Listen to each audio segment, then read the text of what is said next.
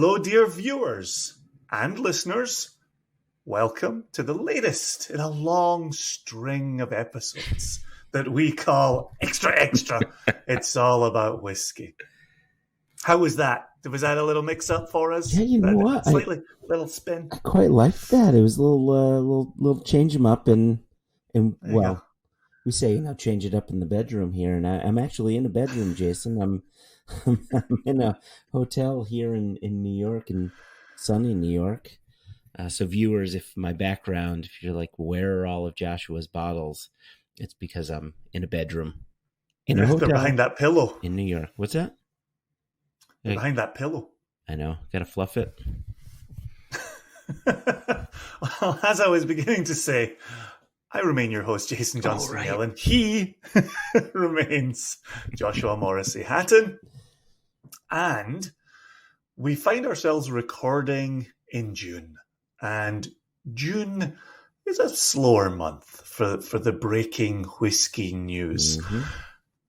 Although I will say, as I've been prone to do these last few episodes, keeping our intrepid listeners and viewers informed of the latest celebrity releases. Rod Stewart has released a blended whiskey. If you want my whiskey and you think it's whiskey, come on whiskey, let me know.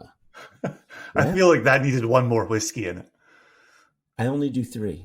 Everything comes in 3s, Jason. You'll learn to magic number. This. So it's Wolfie's whiskey, as put out by Sir, and I do apologize for dropping that previously, put out by Sir Rod Stewart. There you go. I didn't know he was knighted. Yeah, but he might be a knight, but do you know what he's not, Joshua? Oh man, I don't know. It could be a plethora of things. What is it? He's not a keeper of the quick. He is not a keeper of the quick. That's not like you, me, King Charles, right? No. Come on. That drop of King Charles. Oh my gosh. All right. Also, just very quickly, we mentioned this on One Nation Under Whiskey, but here we are back in Extra Extra. We did receive a note from Christopher Sebastian Seabass. I'm so used to calling him Seabass. I'm like, is it Christopher? Is it Craig? Is it something else?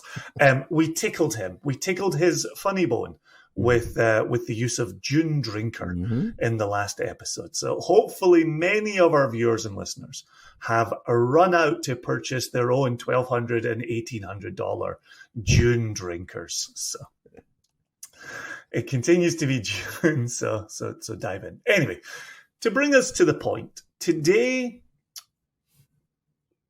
another friend of ours, Travis Williams, has actually bailed us out. And so a little while back, Travis sent in an article from Whiskey Raiders about a group of roofers, and I'll give the title in a minute, but about a group of roofers who are endeavoring to save us all from the hardship presented by the angel share. So the article is titled, "An Unlikely Group of Ex-Roofers is on a mission to save the whiskey industry millions of dollars by conserving the angel share." And that was posted by David Morrow in Whiskey Raiders on March 27. And we've been sitting on it for a quieter day, and this point of June is definitely a quieter day. First things in reading over the article, we open up with an unlikely group, followed by a team of former roofers, followed by these ex-roofers, followed by if these roofers. So roofing, not riffing, and certainly not roofying, but roofing seems to be at the crux of this matter, Joshua. Were you counting like I was? I was not. I was reading. Roofers, roofing. If you want my whiskey Andy, think it's whiskey. Come on, whiskey, let me know. I told you, these things come in threes. So, yeah. And it's in the title. And it's in the title. Oh, geez, there you go. It's like having the fourth name. I just wanted to say, and it's in the title. So interesting title.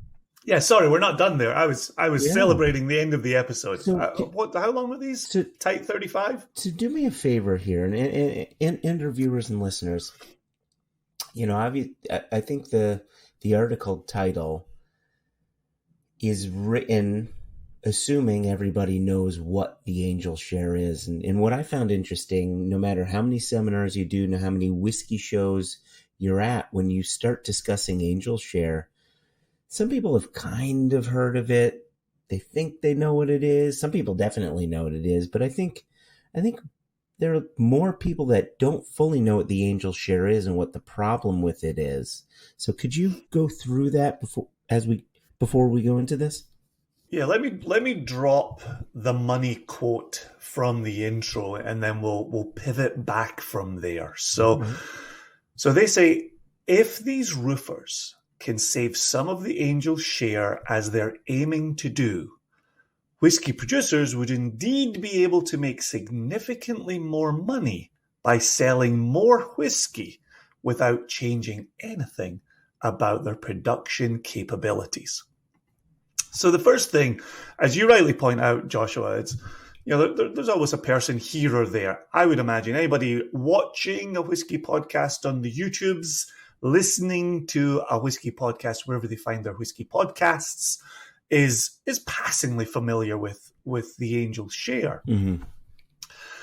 I think what's key here is the historical context for this, which is, I think, pretty much anybody who's wandered through a distillery tour and has made their way through a warehouse has heard talk of the losses, right? As soon as you hear loss, you think, well, that doesn't sound like a good thing, right? Good. We want gains, right? Gains are good things. So whether you're in Scotland, Kentucky, India, Israel, Australia, New Zealand, etc.,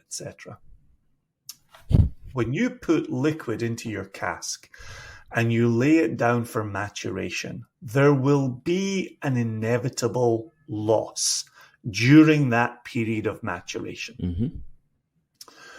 If you're in a damper, colder climate like Scotland, you're going to lose alcohol along with that volume. If you're in a warmer, hotter, sunnier climate, Kentucky, Israel, India, Australia. I know there are parts of Japan that replicate Scotland, but it's not very often we talk about the parts of the world that replicate Scotland in the loss of alcohol in the angel share. Actually, the bits of Japan are quite a lot like Kentucky. Yeah, and that's the thing about Japan, right? Exactly. Japan's giving you both. I know if you go south in Japan, you start to get a little bit more Scottish, which gives me some comfort. But to that point, right? Some climates you're going to be losing alcohol along with your volume. In some other climates, you're going to be gaining alcohol, even though you still lose volume. And then you're going to have what we experienced with our Macmira cask out of the Bodis mine, which is we lost alcohol but gained volume. Somehow, magical mystery, Swedish. We're still working that one out. But to the process, right? You've had producers looking into this saving of the angel share for a long, long time. Now, I don't know how far back we can go in the historical record, but the absolute North Star for me is Diageo.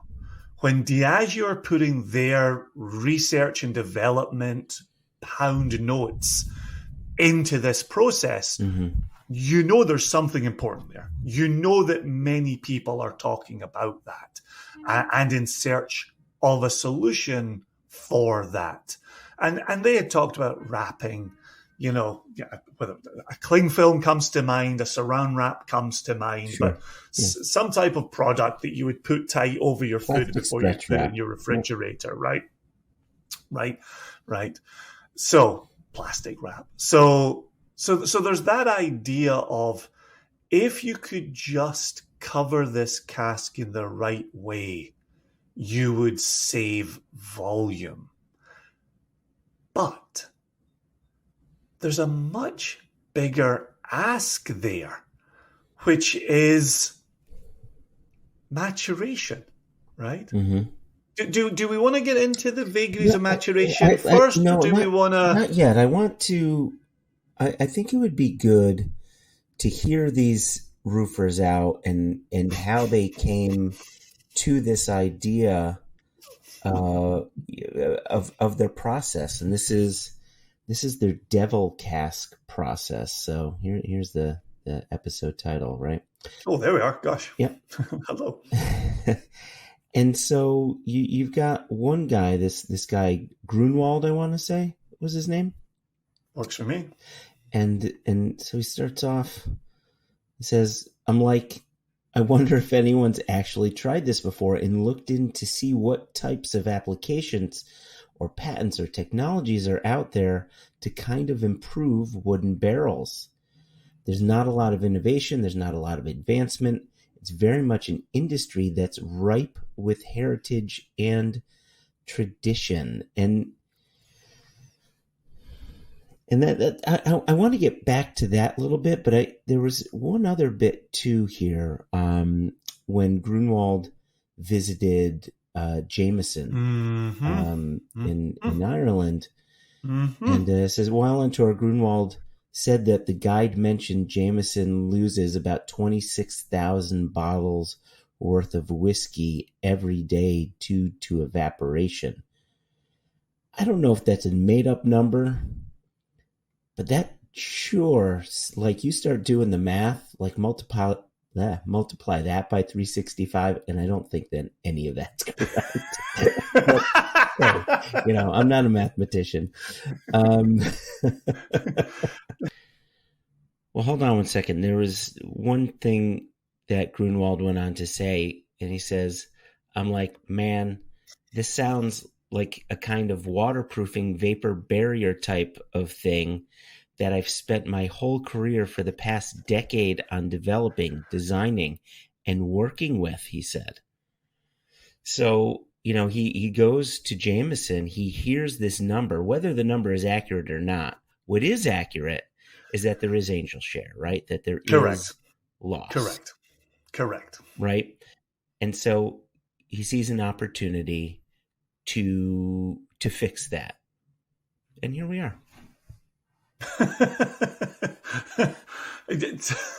So it is pretty key, right, that we've gone, roofers, roofing, ex-roofers, so on and so forth, and then we get to, well, wait a second, if we put a barrier on these wooden casks the way we put a barrier on a roof to keep rain out, then we will keep alcohol vapors in. But, and I think this is where we can't help but discuss maturation, right? Oh, I thought you were going to say we can't help but discuss butts. But, okay, maturation, that makes much more sense. Butts, pipes, barrels, barriques, quarter casks. There you go. Pro octaves. Level, Jason. They all, right? We talk about the wood as a semi-permeable membrane, right? Mm-hmm. It's important that vapor gets out. It's important that external climate then gets drawn in. The oak pores are essential to maturation. They're essential to color, to flavor, to aroma, to new make spirit no longer being new make spirit. Yeah, I did an event this past weekend up in Massachusetts, and it was an M&H event. And, you almost lead an M&H tasting with, here's a distillery in a really hot climate losing a lot of liquid. That sucks. What's good about it, however, is their whiskey matures at a much more rapid rate, so you can actually bottle it at 3 years of age. And I mean, there's no straight equivalent, but you can say, man, this is as mature as a 12-year-old Scotch whiskey, a 15-year-old Scotch whiskey. And quite often when you say, how old do you think this is? Because people think in terms of Scotch when it comes to age, they'll say 8, 10, 12, 15. But when I led the tasting with that, the question immediately came up where they say, have they considered wrapping their casks in some sort of a plastic wrap or something like that? So it seems like this obvious thing, which is one of the reasons Diageo spent all that money. I don't know what the number was, but the money they spent to start doing that. But every time that question pops up, every time I think about that Diageo experience, I think back to our very first interview with Ollie Chilton, when he talked about the importance of oxygen when it comes to maturing the liquid, that it was almost as important as the wood, because it helps that maturation process along. You can't have maturation without it. You really need that to help it along. Which is exactly my thought when we talk about coating a cask. Is on one hand, you're saying, look, here's the final product that comes out of these casks, and we think this is delicious. Mm-hmm. Isn't it a shame that we lose some volume along the way? And so then you think, well, okay, let's save the volume by coating the cask. Okay, we've saved the volume, but we don't have the same delicious whiskey coming out of that cask at the end of the day. Mm-hmm. So if you go about saving the volume, what final product are you going to get from the cask? Back to my North Star example with Diageo. Diageo are not wrapping their casks. Diageo are not, doing anything to fight against Angel Share. Diageo spent R&D money investigating this, mm-hmm. and Diageo decided it was not a good idea. For me, that laid this conversation to rest. That was the end of it. The day Diageo said, nah. Well, let me play devil's advocate here. I see what you did with Devil's Cask. And it's really tortured. This isn't a devil's advocate thing. But you're trying really hard here. I'm just trying so hard. I want to put a twist on it here, right? When I think about the idea of coating these casks or wrapping casks or doing something, when it comes to this specific case of these guys with Devil Cask, they say the coating reduces the overall mm-hmm. Angel Share by about 46%. Mm-hmm. So the process is still happening, albeit about 50% slower than it normally would. Yeah. Now, do you have the next quote there ready to go in a banner for the viewers, or do you want me to read it for the listeners? Yeah, why don't you read it, because I don't have it in the chat. So right after that 46% that you just mentioned, the quote is, and this comes from the Aegis Coating Technology website, the coating greatly diminishes ethanol and water evaporation from the cask without significantly affecting the flavor profile of the maturing spirit. In addition, the coating will continue to allow oxygen to permeate the wooden cask. So if that's accurate, then maybe they've cracked a nut here. However, I guess they'll find out, right? It's going to take time for them to find out. But I think one of the things that likely became clear to Diageo when you wrap those casks and you don't allow for the breathing, will it make for bad whiskey? It may not make for bad whiskey. However, Diageo's entire, I wouldn't say their entire business plan, but their major products depend on this idea of consistency. Correct. Yep. Right. Yep. And if you go around wrapping your casks and it changes, even in a small way, your liquid, that's going to affect what your brands and bottlings and things like that look like going forward. So for a big drinks group like that, maybe not so good.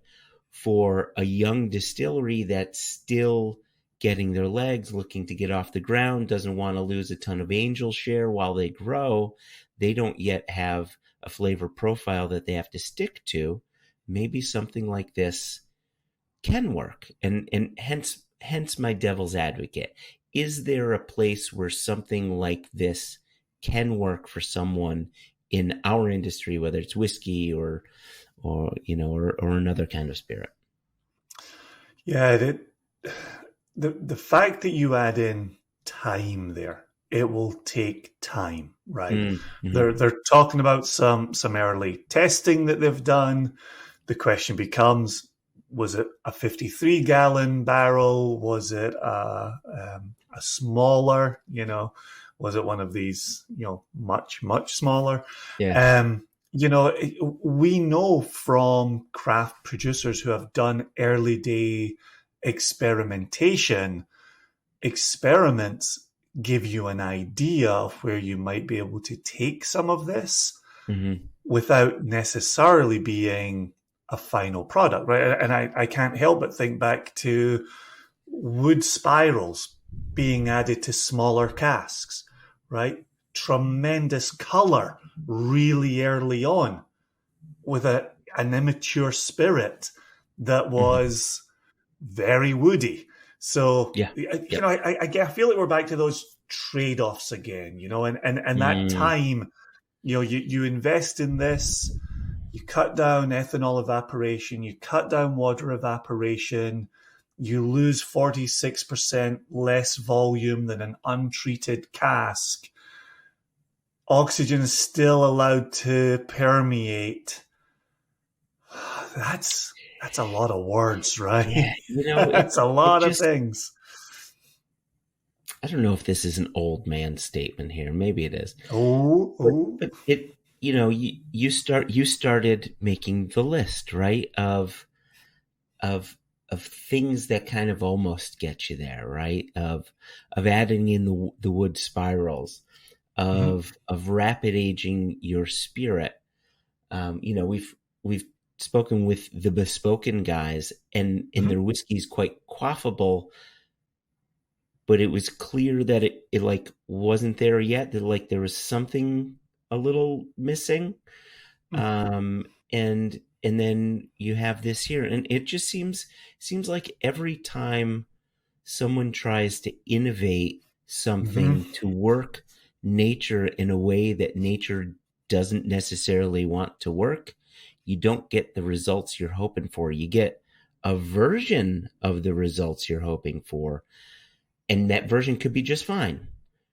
But if you can't, like, come on, even on Star Trek, replicators can't perfectly create the foods that they loved on Earth or on other planets, Vulcan. And my point is, technology only gets you so far, whether in real life or Star Trek. Gets you close. It gets you to an approximation, but it doesn't fully get you there.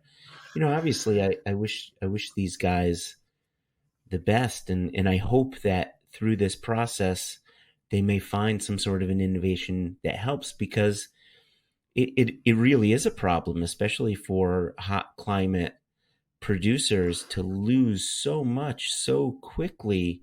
It'd be great for them to have a solution without negatively affecting their final product. Yeah, can I give you a quote that's doing a lot of heavy lifting? Yeah, sure. If successful, and if it truly doesn't have a noticeable impact on the flavor of the spirit. Of the spirit. This technology could be groundbreaking for the whiskey industry. so, so you talk about your rule of threes. If successful, and if it truly doesn't have a noticeable impact, this technology could be groundbreaking for the whiskey industry, as it will allow distilleries, especially those in higher altitude states such as Colorado, increase their yields and profits. Yeah. Right? There's a lot of heavy lifting going on there, yeah? It would be nice if nothing changed flavor. It would be nice if we didn't have to lose volume. It would be nice if we could set our watches by this, right? That was the chap's Grunwald's earlier quote, right? You know, it's an industry built on tradition and heritage, right? And I think that's very true when you talk about Scotch and you talk about Irish. I think it's less true when you talk about American producers who, I'll let you finish your sentence there, but I may take issue. But it's to your very point.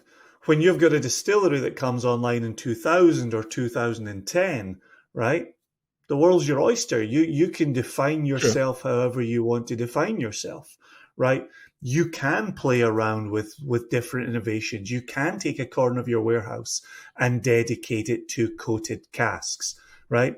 If you're Wild Turkey, you might be less inclined, right? If you're just one more comment, and I'll give you the floor. And if you're Jim Beam, who came out with the Devil's Cut, right, where they're literally shaking the pores dry of the last drops of whiskey, they still weren't wrapping casks. They were still allowing maturation to do what maturation does. They were still allowing evaporation to occur and that increase of alcohol to occur.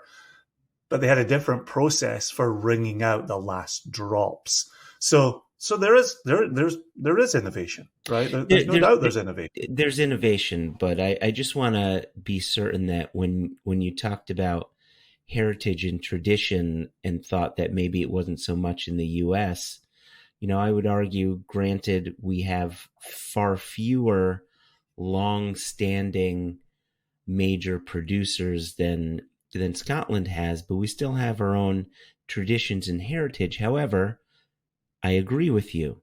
Just like Diageo can play around and innovate and try things, those like Buffalo Trace, Heaven Hill, Wild Turkey, and so on, Dickel, Jack Daniels, and so on, can play around and maybe come out with some innovative products like the Devil's Cut. However, they're not. And maybe through all these experimentations, they'll find something that honors their spirit. But when you're going up against tradition and heritage, I just don't know that science in a layer of silicone or a plastic wrap is really going to honor that tradition, even if it gets it exact. There's something to be said about craft and working with nature and telling that age-old story of generation to generation, producing the liquid in the same manner that the generation prior did, which has a certain, there's a dollar sign you can't attach to that. There's a feeling you can't necessarily attach to that, but it's something that you want. Right? It's something that is more attractive to you than something that's, we Mickey Mouse this, and not to say this is Mickey Mousing, but, we tweaked this, we did that, and we got this other thing, right? There's still something to be said for tradition and heritage, and I just don't know if all these innovations can ever get over that hump because of how attached to we as a people are to our traditions and heritage. But I'm intrigued by something you said just a second ago, which is even if an innovation like this, let's say, for example, produced a similar flavor, right? Because earlier on when you were playing devil's advocate, you said, that this might hinge on consistency, right? And if you're Diageo, your business is built on consistency. And even though it might have been perfectly fine, you didn't want to mess with your own consistency. Yeah. But here you're throwing in a new wrinkle, which is, even if, say, rest all the arguments, say this does work, say it is the same flavor, you don't think the bean counters would want to save that evaporation, that they would see those insert number of bottles per day here, right? That those bean counters would say, look, we've got heritage and tradition. We could also be putting out X number more bottles connected to current production numbers. Right. So I guess what I said earlier was more of a blanket statement. I think in this particular case, this seems, well, and I guess we need to talk about this particular case because that's the point of the conversation.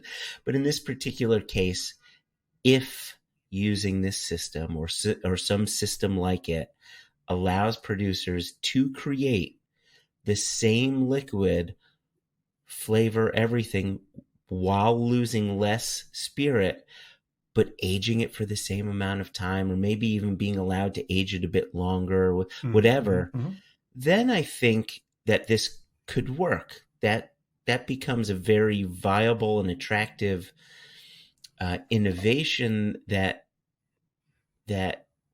is in harmony with the traditions, because I think it's sticking to normal maturation time. I think when we start playing around with maturation time or adding in chips or spirals or something to just speed up the process, which then turns the liquid into something that isn't familiar as to what we think of as whiskey, then that's when my feathers get ruffled, and that's when my blanket statement more applies, right? Does that make sense? It seemed like a moment ago you were dismissing innovation for heritage and tradition. No. I wasn't if they came across that way, or if I said it that way, I do apologize. I'm not dismissing it for that. If it can work in harmony with it, I think then we can be safe. And I'm not just saying for me, I'm just saying people love their 25-year-old Macallan, right? People miss Elijah Craig saying 12 years right on the front of the bottle, right? There's something about the aging of a product, even if it's 5 years like Wee Beastie, right? Or, there's something about that where you can hang your hat on it and it can mean something. Yeah. The part that remains open for me is I would imagine, and I may be incorrect in this, but I would imagine as long as casks have been losing volume, people around said casks have been asking themselves, how can we make this not happen? And the fact that we sit in 2023 and casks still lose volume, and a number of tricks and techniques have been applied, I remain open to the advent of a technology that cracks that nut, right? That solves that problem. And maybe this will be it. Maybe it will be, right? They've got enough ifs doing enough heavy lifting that maybe it'll come to fruition, right? But the fact that it hasn't worked yet, allows me to remain skeptical that maybe it's a tougher nut to crack than brushed on silicon is going to solve. Well, for the sake of these guys behind Devil's Cask, maybe it'll work out. Maybe they have, when we started our business, people said, we wish you luck. I hope it works out for you. I wish them luck. I hope it works out. Because if it does, it does help friends in the industry. That would be great. Again, time will tell. And that's the thing about whiskey. It takes time. Is there anything else in the article you want to ring out, or do we pretty much... there is like maybe just one at the end. There's one at the end for me. At the moment, Devil's Cask has about 75 coated barrels of whiskey aging, with plans to increase that number to hundreds or thousands. And the company isn't limiting itself to whiskey. So there you go. The question becomes, how do you continue to hear? Does a producer come out and say, "Hey, we have released this this offering, this bottling, and we saved X number of bottles from using this product"? It'd be interesting to see how does this news keep going? Kind of like the Diageo, right? They didn't. Yeah. We knew it was happening. We didn't necessarily knew that it had ended. We just know that they haven't wrapped any for general release. So things like this can sometimes go away quietly into the night. So again, we'll keep our eyes and ears open. Travis Williams, who sent us the original piece, can keep us informed if he sees more floating around. Other than that, I think we'll get out of here, Joshua. We've had a day. Hopefully we have an episode. So if people like Travis Williams want to get in touch with us, how would they do that, Jason? I think they should send an email to info@singlecastnation.com or an email to questions@onenationunderwhiskey.com. No E in whiskey. Viewers can add comments below. They can also smash that subscribe button. Pew, pew, pew. And there's ringing of the bell. And I don't know what that means. And it might be rude. And a young person told me to say it. And I might have made a terrible mistake. Oh, wow. Jason, you didn't just say what I thought you said, did you? I did. I have no idea what it means. So anyway. Heritage, not tradition. We are going to get out of here until the next time. We will make sure we've got drams in hand the next time, because not talking about whiskey is sad. So we'll make sure we're talking about whiskey next time. Yeah, and drinking in our glasses. There you go. Sip, sip, there you go. Sip, sip.